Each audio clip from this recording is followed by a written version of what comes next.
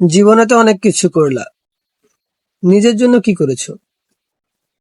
পরিবার, আপনজন, আত্মীয় স্বজন, পাশের লোকের জন্য অত্যাধিক ত্যাগ করতে করতে যখন তুমি ক্লান্ত, তখন নিজের কথা যদি মনে করো, তাহলে তুমি স্বার্থপর।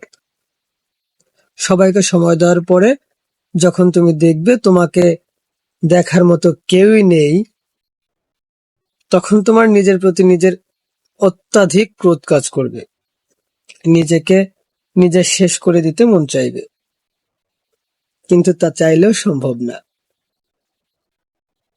তাই সময় থাকতে নিজেকে সময় দাও, নিজেকে ভালোবাসো, নিজের জন্য কিছু করো, যাতে জীবনের শেষ সময়টা হলেও জীবনের প্রতি তোমার কোনো রাগ কাজ না করে।